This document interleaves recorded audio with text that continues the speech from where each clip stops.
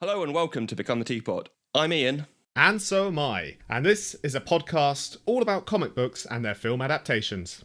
James, welcome to the show. Well, Ghost World 2001 and Ghost World by Daniel Clowes. I was going to say, at some point we might want to summarise the plot. Oh, we don't. Well, James, you've clearly not heard this before. We're all over the place. You can put that in now if you want. Yeah, I'll do a snippet for earlier on. Snap. So the comic itself is based around two characters. You've got Enid and you've got Rebecca. Yep. And the way they kind of respond to one another is that Enid is the almost the unlikable punk aesthetic. You know, she'll push people away and she'll judge them. Whereas Rebecca is the slightly more down-to-earth, quote-unquote, the hot one. That together, the two of them make a kind of interesting couple whereby all they do is throw judgment out to everyone around them, push themselves away, and hate the world. They're proper misanthropes. They really don't like people in that respect. What a great word. It's the tale of them through what is essentially a summer holiday away from school in the lead up to going off to university. And it's what they're thinking about their life in a town where nothing happens, in a world which is probably darker than necessary. Either that or their imagination makes it darker than what we're used to. They look at characters around them and they nickname them. They create backstories for them. So you've got characters who they believe are the Satanists.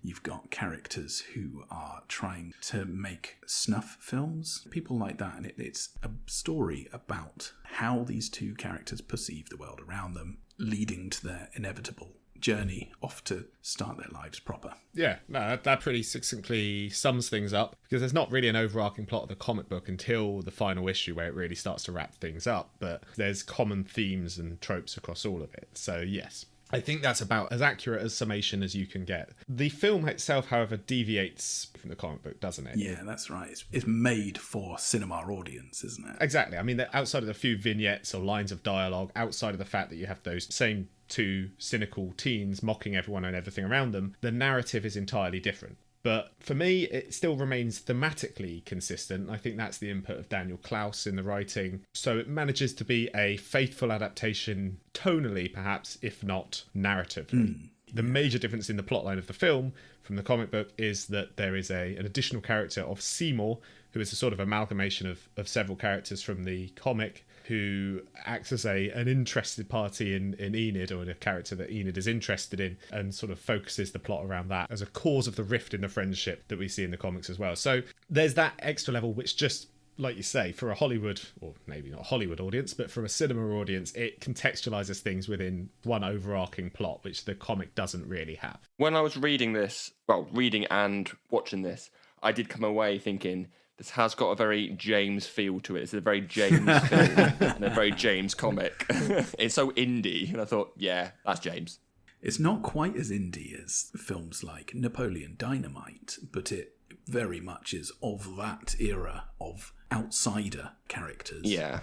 One thing I'd say, actually, though, is although the comic and the film have relatively different plotline, I think that there is a film director who could have done justice to the comic in its comic form, and that would be Richard Linklater, who did, for example, Dazed and Confused, which I think is a very, very good film, pretty much focusing on the similar setting. But prior to that, he did a film called Slacker, and that's very much like Kevin Smith's Clerks, in that there's almost no point to the film. It is just vignettes of these two characters. And so I think that there could have been a film made from the comic book that encompasses all that the comic book gives and turned it into film.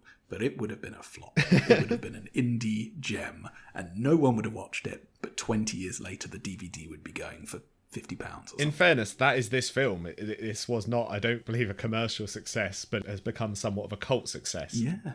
Do you think that might be down to the actresses, actually? Because they've gone on to do much more successful.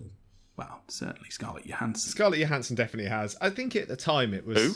Her? I think at the time it was relatively... the appreciation of this film perhaps started earlier than that, before the Avengers and things like that. But it certainly captured that sort of indie sensibility Obviously, having Steve Buscemi in it helped. He was coming off the back of a lot of other indie films and also larger films that people liked already. And Adam Sandler films, don't forget. Well, this is it, yeah. The Sandman. The Sandman would have brought Steve Buscemi to the public eye. Roles such as in... I can't remember. You can't think of any Adam Sandler film? Yeah, I don't think he was in all of them. Pretty much. Mr. Deeds? Mr. Deeds. He was in Mr. Deeds, wasn't he? What was the one where... Was it Happy Gilmore? He was the sniper, wasn't he? No, not Happy Gilmore, the other one, where he goes back to school. Billy Madison. Billy Madison, thank you. Yeah, he was the sniper who he phoned up and apologised to. Anyway, one of my favourite jokes in it is such a stupid joke about, oh my God, he just ordered a giant pint of milk. That's a vanilla milkshake.